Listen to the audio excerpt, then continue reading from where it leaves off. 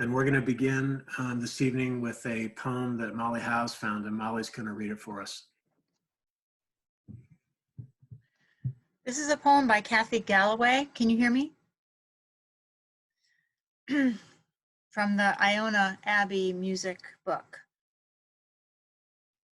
Do not retreat. Do not retreat into your private world, that place of safety, sheltered from the storm, where you may tend your garden, seek your soul, and rest with loved ones where the fire burns warm. To tend a garden is a precious thing, but dearer still, the one where all may roam. The weeks of poison, poverty, and war demand your care, who call the earth your home. To seek your soul, it is a precious thing, but you will never find it on your own. Only among the clamor, threat, and pain of other people's needs will love be known. To rest with loved ones is a precious thing, but peace of mind exacts a higher cost. Your children will not rest and play in quiet while they still hear the crying of the lost. Do not retreat into your private world. There are more ways than firesides to keep warm. There is no shelter from the rage of life, so meet its eye and dance within the storm. Thanks, Molly.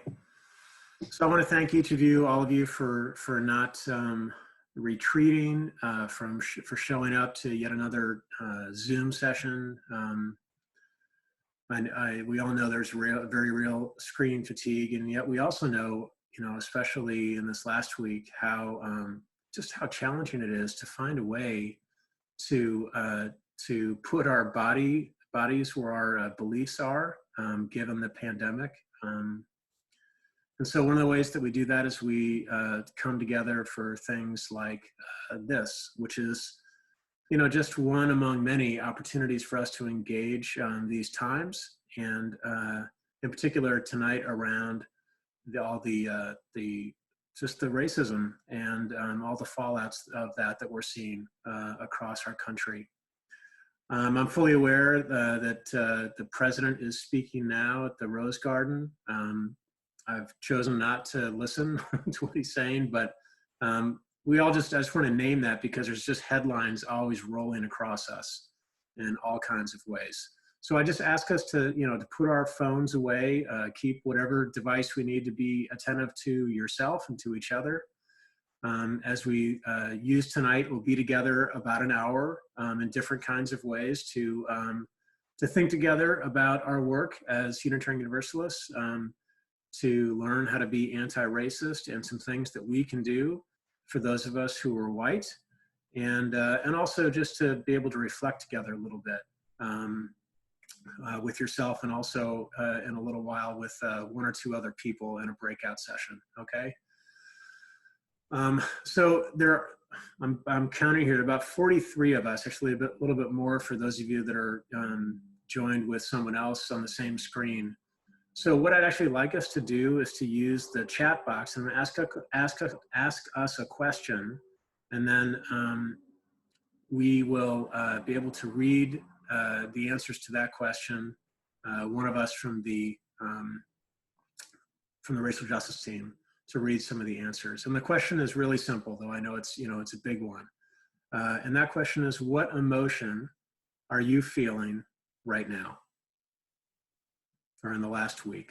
What is one emotion you're feeling right now? I know once we get all of these together, I'm going to ask Katie Fresnelli, who's been a long-time member of the racial justice team, to read those, if she could.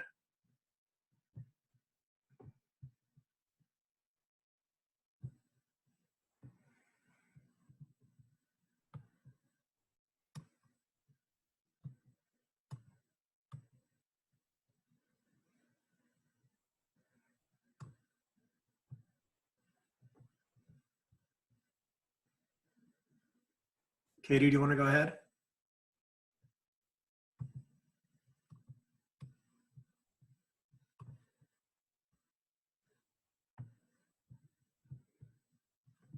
Maybe Heather, can she unmute herself? Katie, you're muted. I'm the one in that There you go. SNL thing. There you go, Katie.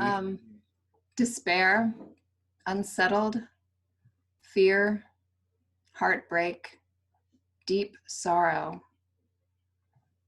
deep sadness, utter sadness, despair, helplessness, anxiety and sorrow, confusion, aghast, anger, resolute, outraged, exasperation, frustration, anguish, rage, disgust, despair, fear, sadness, overwhelmed, responsible, disappointment, deep regret, overwhelm, exhaustion, heavy-hearted, shame, rage. Yeah. So I'll just give a moment to hold all of those here together.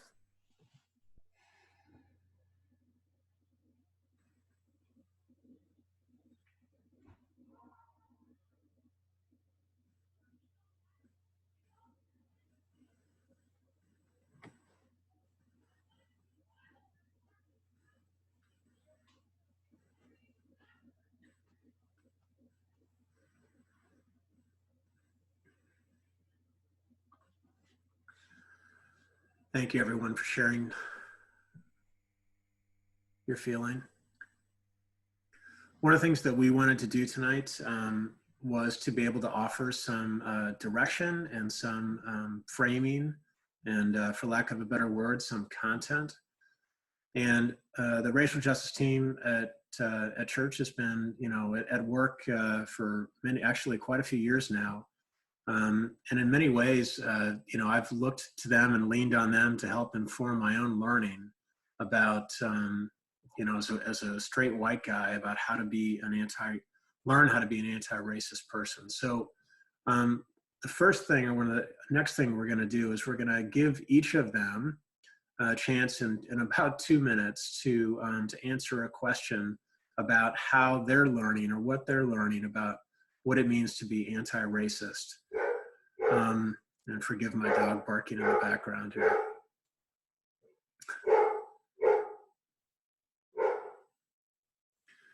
So I'm going to give us 2 definitions first. To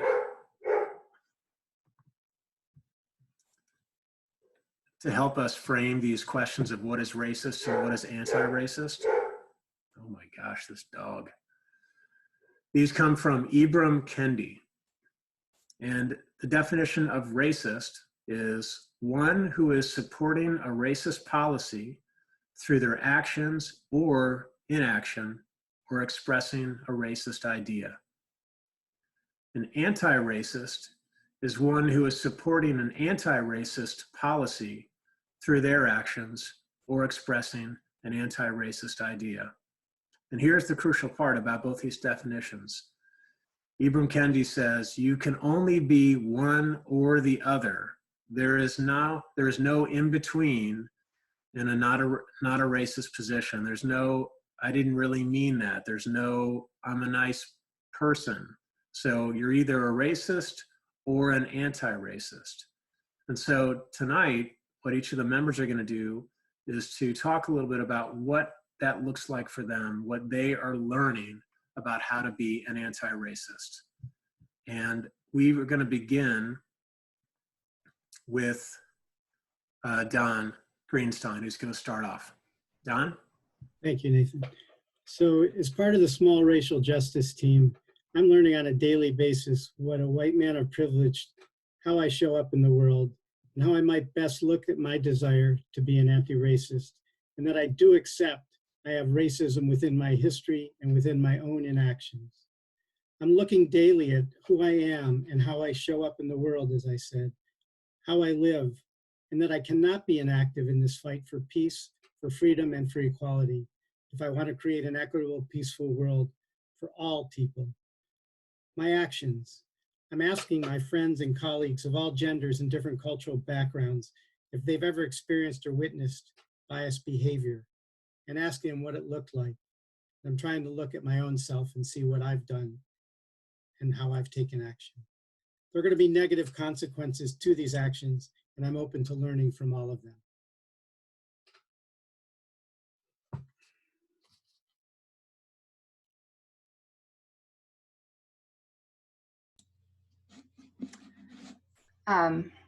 First, before I start, I just want to thank everybody for coming. It's so great to see all of you, and I just appreciate you being here. For me, being anti-racist is not about declaring myself free from racism. I've spent, I guess, years now looking in at my biases about how I was raised and how the biases that I have that I didn't actively try and change throughout most of my adult life. And so I've been working on hearing the voices of people of color, and particularly Black Americans, and seeking out the writing and art and perspectives. But what's scarier to me is the idea of the work of an anti-racist to find ways to bring that into action, and to proactively work at breaking down racist policies and racist ideas, and to do that even when I don't really know what I'm doing. I'm a risk-averse perfectionist, and it's a scary place to be where I don't already know what I'm going to do and how I'm going to do it, and I'm already 90% of the way there. So when I was thinking about what to say, I remember when I was very early on in my process in this work, and I was talking to a man in New Orleans who's a older Black man, and he's a community organizer. And I said, Ernest, it's all new. I don't know what I'm doing. I don't know where my place is in this. And he just said, it'll come to you. And I was like, I don't really know what that means. And I think that it was two things. It was like, it'll come to you, like you'll come to the idea of what you need to know, but also it'll come to you, and it has. So, just seeking out opportunities and just putting myself out there, opportunities have come up, and they're scary. And I think that this year I'm joining the board of directors of church. The whole racial justice team had a goal to put an anti-racist lens to the workings of the church. And so none of us really know exactly what that looks like, but we're kind of putting ourselves out there and doing it. So that to me is part of the work. Thanks, Katie. Next, we're going to have Renee Fullen. Thank you. So like Katie, I'm a risk-averse person, and I think I'm much more comfortable in the follower role than I am in the leader role. So for me, learning to be an anti-racist has had a lot to do with becoming willing to take risks and to speak out. My voice feels so imperfect. I'd much rather wait till I have vast knowledge and have powerful and eloquent language. And I think that's because it would make me feel so much better to feel like I was coming from a place with some authority when I spoke. But in reality, I think what I'm learning as I'm starting to use my very hesitant voice is there's some advantage that comes from beginning to speak from this very humble place, because I find that I can sit across the table from someone and we have very authentic conversations. We're both in it to learn together. So there's been, I think, a surprise for me there that it's okay that I don't have perfect pitch in this. It also means that I'm open to get feedback. So I had a conversation a couple of weeks ago with a woman of color, and she gave me some very pointed feedback, pointing out some ignorance in what I was saying. My initial reaction was I was kind of stunned and it hurt. But I thanked her for the feedback and asked her to say some more. And she really helped shed some light for me on some areas of my own ignorance.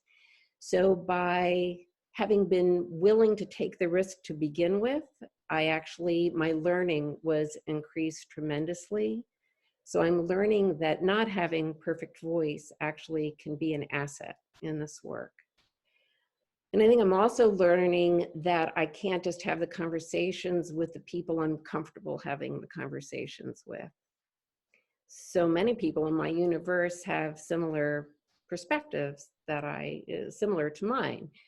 So it's really seeking out the people who I'm pretty confident have different viewpoints, and having the conversations there. And it's hard for me. It's scary, but that feels like where the work needs to be. And it also means reaching out to institutions, not just people.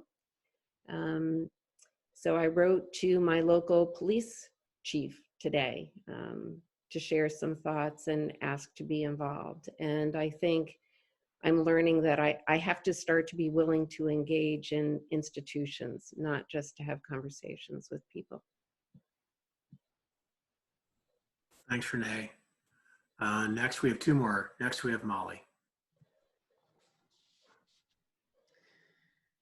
I think the most important thing I'm learning is that I will never stop learning about this.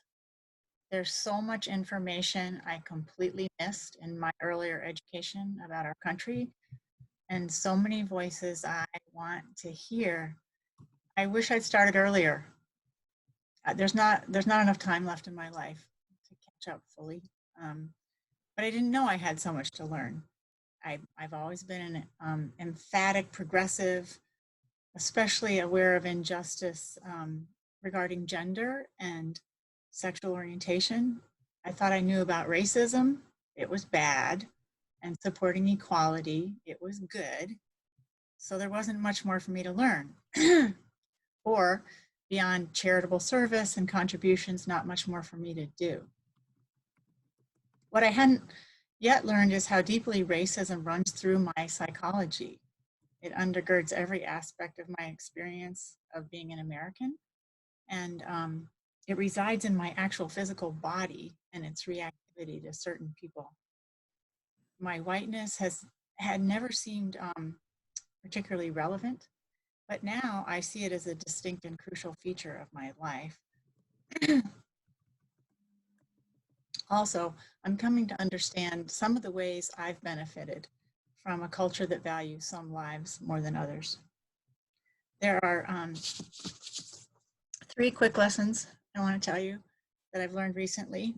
Number 1, it's not enough to hate racism and think of myself as not racist, or to think that if I'm nice, I can't also be racist.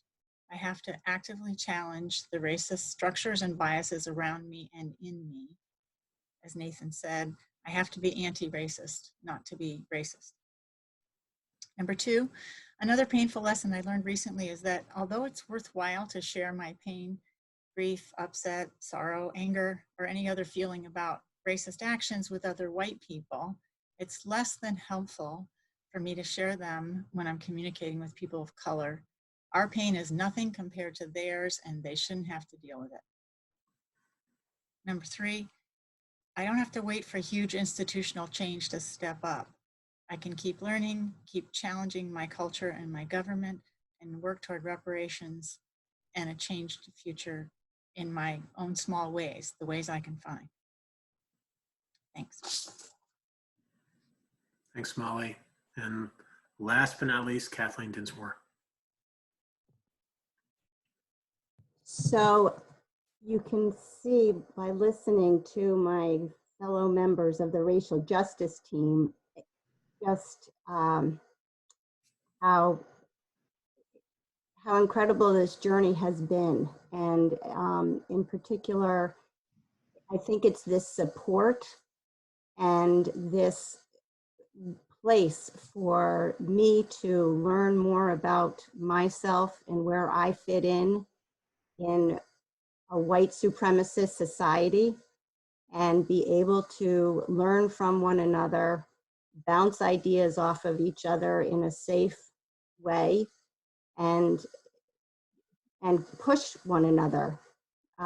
As a quiet introvert, it is hard for me to reach out and meet that more active requirement of being an anti-racist. But there are other ways that I have found that I can do that.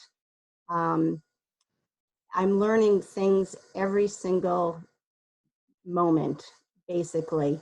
I learned that I, as well as all of the rest of us, grew up in a white supremacist society, that we grew up with white supremacy laws, ideas, ways of being.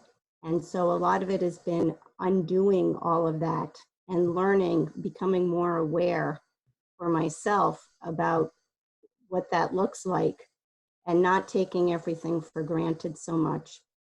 And I think that I have looked at this quarantine and this pandemic in a completely different way that I may not have looked at it 10, 20 years ago, when I grew up in a colorblind way of thinking that you should not look at race, and that is being racist.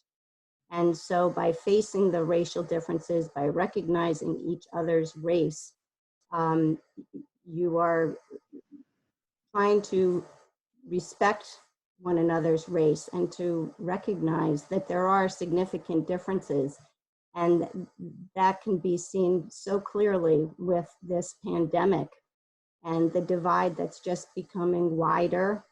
And I have great despair that I don't see it. I don't see how it's going to lessen anytime soon, or maybe never in my lifetime. So it's confronting that, and then finding ways to find my voice and help, pushing myself to be an anti-racist. Thank you. Thanks so much, Kathleen, and thanks to the team for, we proposed this question to reflect on last night, and everyone said, only 2 minutes? These are big questions.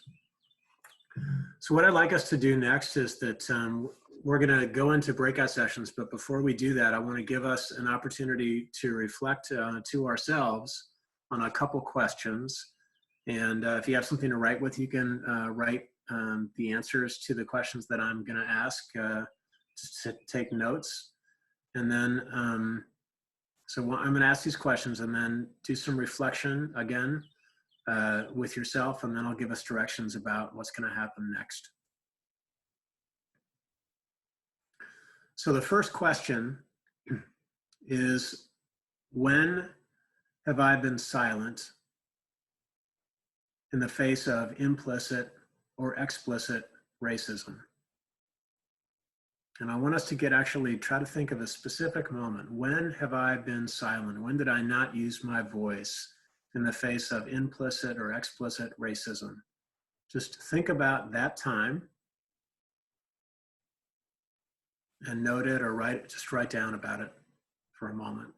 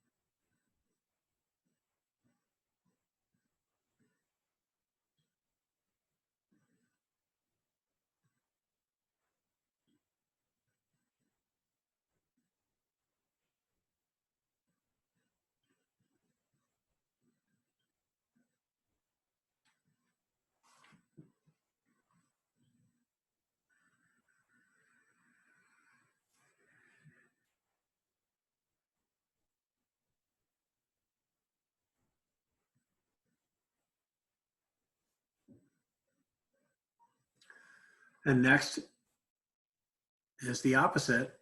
When has there been a time when I've used my voice to speak in the face of implicit or explicit racism? When is a time that I used my voice to speak against implicit or explicit racism?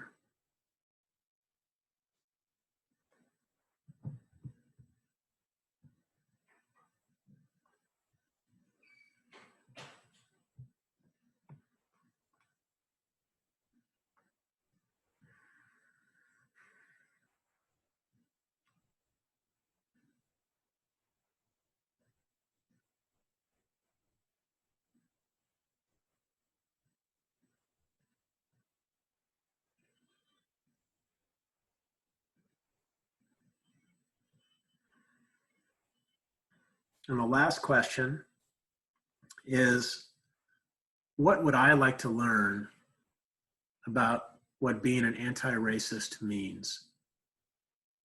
What would I like to learn about what being an anti-racist means?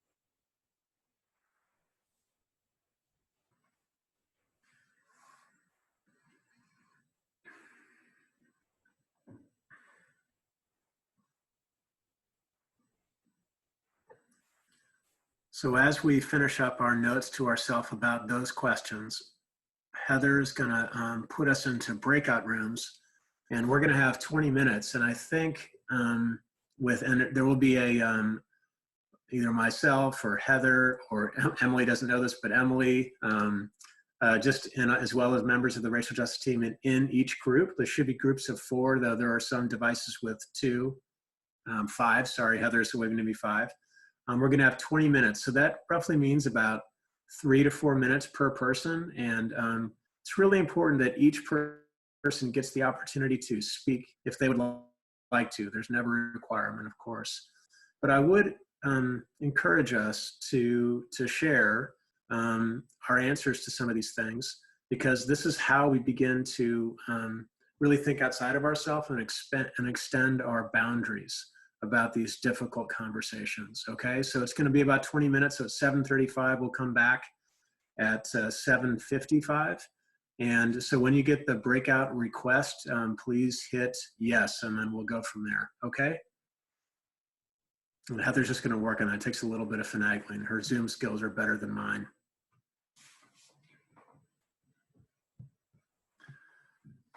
Hey, everybody. Thank you for coming back. I just finished off our group session with a totally despondent, despairing thought. That's the downside of breakout rooms. You get counted down and you can't end on hope or optimism. So there's so many of us, but what I wanted to do again, to use the, we're gonna use the chat functions for a couple more things I'd like us to do. One is to use, just to tell us to write out, what are some of the things that you heard that you're just like kind of taking hold of from your time together in the breakout rooms with your smaller group?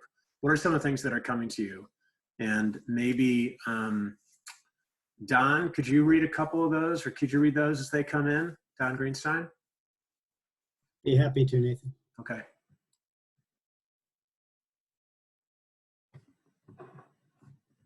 By the way, we're recording this. We're gonna be able to replicate and be able to hold on to some of the things that we can go back to. All right, go ahead, Don. So make more opportunities to spend time with people who are different than me, how to be an ally, An imperfect voice is better than silence. Others are also afraid to speak up sometimes. People don't know what kind of actions to take, afraid of doing it wrong. I'm not alone in this struggle to do more. Someone's going to talk to the local police department about a high rate of car stops of brown people. I'm not alone in being afraid to talk with people of color, having courage to be an active anti-racist daily. A valuable tool is asking, tell me more, when dialoguing with someone with opposing views. One of the big barriers to engaging is being afraid to make mistakes, feeling embarrassed. It's okay to not know what you're doing, but persist. To worry about the right thing to say. How uncomfortable it can be to challenge how angry voices are heard less well. It's hard to face my own racism and feeling helpless. We all feel ashamed for implicit or explicit racism, but proud when we speak up. How to deal with family members who are racist. How to learn how to have effective conversations. We need action, not words. Don't be afraid to speak up, just do it. Follow your children. We all want practical things to do. There are others out there who want to help change. My church friends have been living really thoughtful lives and thinking about race and racism. Talk to my parents who are cops and embrace the conflict as it comes. The fact that I don't have a lot of examples of being silent, speaking up, indicates I don't spend very much time with people of color. Accept the fact that some people of color may not want to engage and to respect and honor that. Finding a way to speak up respectfully. We're not standing for the murdered. Talk to your children about what they could do in specific scenarios, and then talk to them again. We'd like more time to delve into this discussion more deeply. How to learn what the right way is to speak up when scared of what could happen. I don't have to have the answers to have a conversation. Willingness to work on our white privilege rather than remaining silent. Wow. Thanks, everybody. Thanks, Don. We're going to please keep adding them. At the end, before we finish, we're going to include a link to a bunch of resources. But one of the things that we wanted to make sure that we give each other, ourselves, the opportunity to do tonight is to think of one commitment that we can make to ourselves and to each other. Like, what's the first next step that we can do in response to this? One thing my email has been flooded the last few days is, and they're all so similar in this regard, which is, I don't know what to do. I'm overwhelmed. And by the way, I feel this way too. What can I do? So we'd like to give the opportunity to think about a commitment. And I didn't ask the racial justice team this question, but I wonder, Molly or Katie or Renee or Kathleen or Don, if you might be able to name an example of a commitment so the rest of us can hear what a commitment might look like or sound like. You can just unmute yourself, you can say it. I would like Renee, if you're willing to, Renee, to talk about your the recent commitments that you've made, because I think they're beautiful and really good examples. Are you willing to do that? You're muted. You'll get there. There. There you go, Renee. I'm willing, but I didn't hear exactly what you asked. Name your the commitments that you've made recently.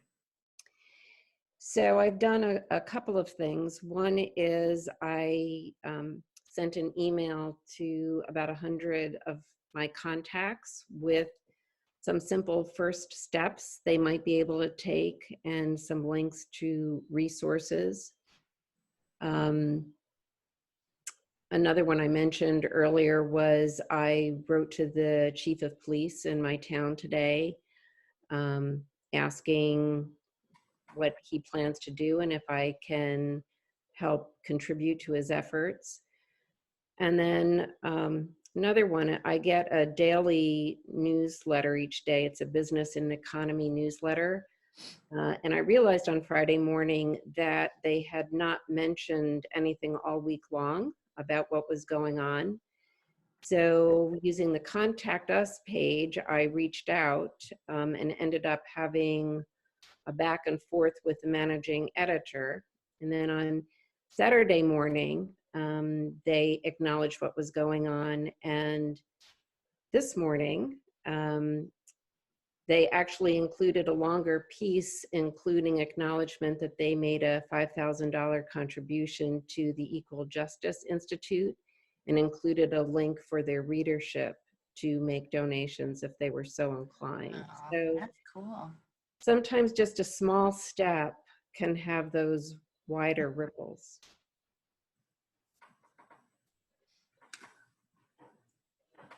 My commitment, just to give you an example, is that the Diverse Holliston group, because I live here in Holliston, has done a lot of good things. For example, we, or they, I should say, that's my commitment, is to become part of the we. Did some work around the swastika symbols last December that I gave a sermon about. But I, maybe like many of you, I've always feel like I don't have time for another thing. So my commitment is to figure out what I need to say no to so I can say yes to work like that with that particular group. Okay, so that's what my commitment sounds like. Maybe one or two more examples. Katie Fresnelli, because I know that you're kind of my hero in a lot of ways with this. That's scary. No, but it is. I mean, I feel like you really leaned into this work a lot. So, I mean, I'm always asking about what the commitments you're making. Well, my next step is to reach out. I have a friend or one of Michael's colleagues who's a woman of color, and she's also the Diversity, Equity, and Inclusion, I think is the name of her title, dean of that or something at his school. And I'm going to reach out to her and see if she can talk to me just about what that position is in her school, and maybe see if there's connections to what I'm trying to do and what we're trying to do with me on the board. And that's, I'm sort of in that place of, is she the person to ask for help? There's often, do the homework and then reach out, but I think this is a place that I can reach out. So also donate money to organizations that are on the ground right now. There's a lot of, they need money for Massachusetts Bail Fund, and there's a lot of, I think we put some resources in there, but if you're looking for a way to help, that's always good too. Yeah, and the worship team is meeting tomorrow. We'll talk about maybe looking at one of these places for one of the offerings in the upcoming services. Kathleen, did you want to name anything? I think especially, you named yourself as a introvert, and I know there's many of us who feel that way. So is there something you'd like to be able to offer? This one is pretty minor, but a couple of weeks ago, I had sent a request to the Black Lives of UU Facebook page. I am not on Facebook, but I found myself on Facebook page because of my immigration law, and that's been branching out into other groups. And so I realized that Blue has a Facebook page, and it doesn't seem like it is open just to people of color, but you have to answer a question about whether you're a person of color and why you want to join. And I realized a few days ago that I never got a response, or at least one that I haven't found yet. So instead of just ignoring that, I think I'm going to reach out to Dr. Tahiya Amin, who came and spoke to our congregation about a year ago or so, and just ask her. My response to the question was, I'm not going to be speaking up in this Facebook my reason is just to hear what is happening with Blue and to hear more Black voices, and particularly now, to educate myself. If anybody has not yet seen Trevor Noah's 18-minute YouTube video, I highly recommend it. It's very thoughtful, and I learned a lot from those 18 minutes. And so the more that I can educate myself, the better for myself, but it also provides me with ways to talk to other people one-on-one or in small groups where I do feel more comfortable. Thanks, Kathleen. And you just mentioned the Trevor Noah piece. And so what I just put in the chat box is the website address to the UUAC's racial justice sort of like wing of our website. And Katie did a great job compiling a bunch of resources, one of which is that YouTube video, which is just terrific. Trevor Noah, by the way, is the host, if you don't know, of The Daily Show. He's from South Africa. And he's a very insightful person of color. But there's a lot more on that resource page. And so one thing you can commit to is opening that web page and perusing it. And there's a lot of things to read there. There's a lot of things to look at. And it's a good place to start. So just a couple more things. I wanted to give us the chance to, some of you already started doing this, but sort of naming some of the commitments you'd like to make so that we can see what our commitments are. One thing about commitments is that when we name them out loud on the chat box or whenever to someone else, then we become more accountable to them, okay? So maybe we could put some of our commitments here. And Molly, would you like to read those as those come in?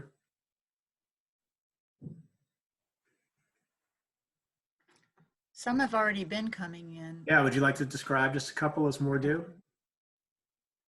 I saw one person said to read White Fragility. There are several books I'm committed to reading and movies I'd like to watch. Just Mercy, The Color of Law, 13th, and others. I think just focusing on this and being open to learn more is going to help me identify other opportunities. I commit to reading White Fragility and to keep open to other ways to help. I'm going to send the Trevor Noah video out to friends, watch the 13th, and listen to the new Jim Crow. I'm joining a group reading and working through me and white supremacy. Donated money to the Louis D. Brown Peace Institute in Dorchester. They do community work mostly with victims and families of homicide. Read books like White Fragility, The Invisible Man, and So You Want to Talk About Race.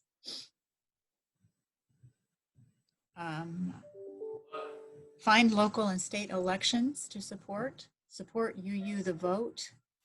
Use my voice more actively with friends. To keep reading and listening, I signed up to be a postcard writer. We need to protect the right to vote now and in November for leaders doing this work with compassion. I want to read more about this. We'll look at the link, but also at the Trevor Noah video.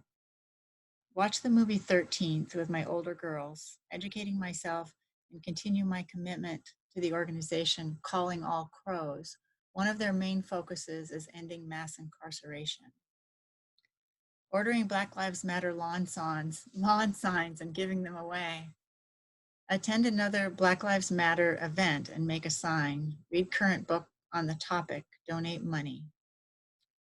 To reach out to Natick Public Schools to start a One Natick organization so that students can learn how to be upstanders and to help the Metco kids feel more included and be better accepted, understood, and included. Vote.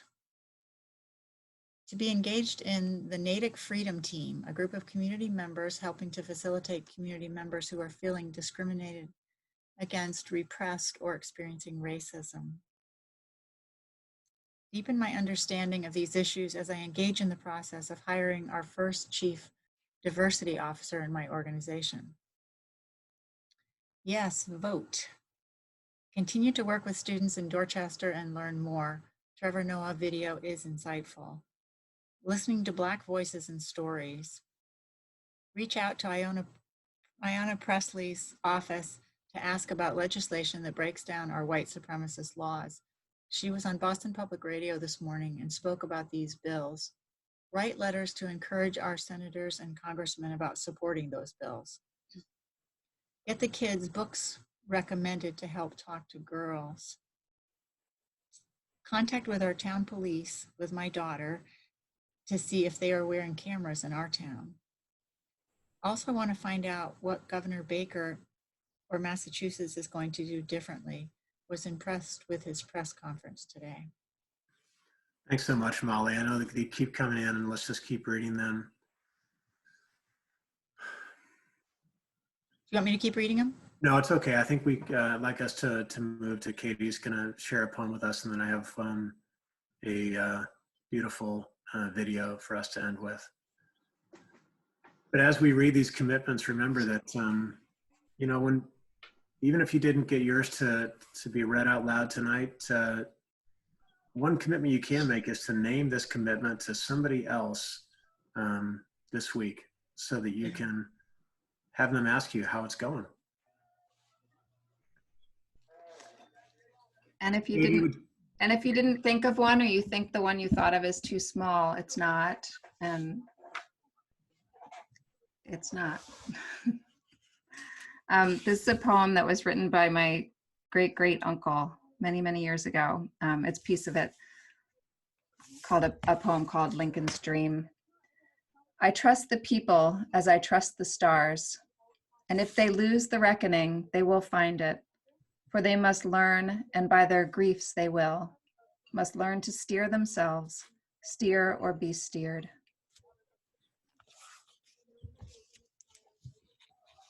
Thanks, Katie. And here's a video that Don found today.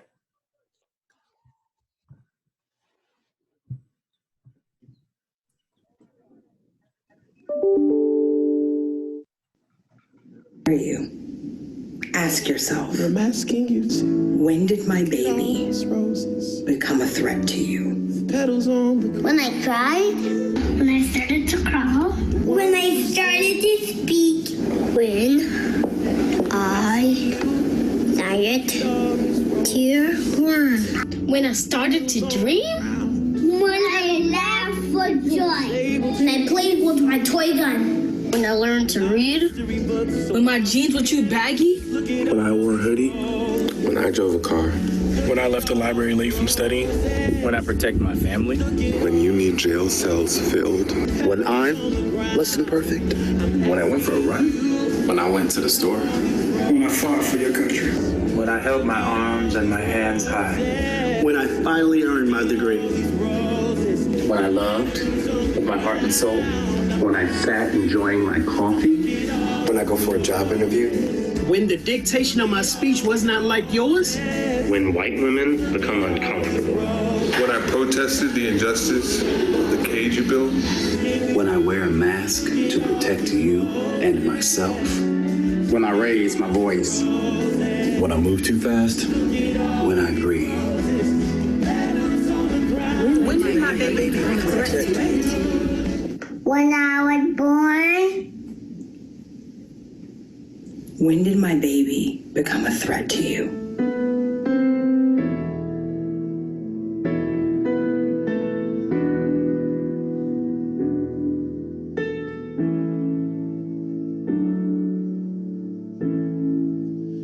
Lift every voice and sing till earth and heaven ring.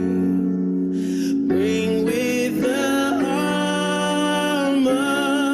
harmonies of liberty.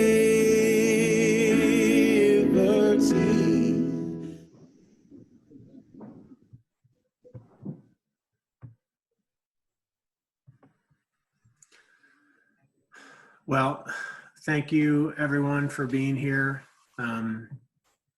We will, let's see, Janie's asking to share the link. We're going to put the I'll do that in a second here.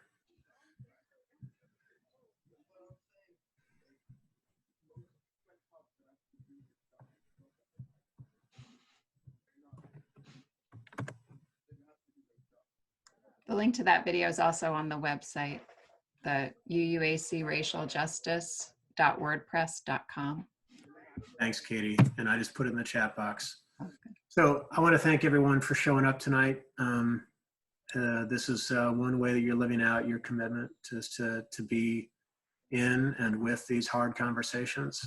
And the Racial Justice team and I will continue to let the rest of us know about opportunities to connect and to lead and to engage and to learn. And it's always via the usual communication. So in the meantime, everybody stay safe and stay loved. Molly?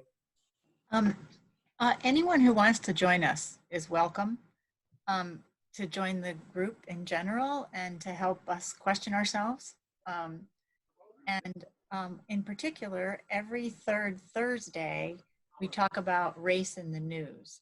So that's a chance to deal with our feelings about whatever's been going on in the world. And there's always something going on worth talking about. So you're all welcome. Thanks, Molly. And so the next one, again, will be, you always see that in the weekly email with the link, the Zoom link for that. All right, let us say with me our call to ministry. This ministry is needed now more than ever. We go forth into the world in peace, to act with words of love, to affirm each person's dignity, and to cherish living earth. We love you. We'll see you soon. Thanks for being here. Everybody. Bye.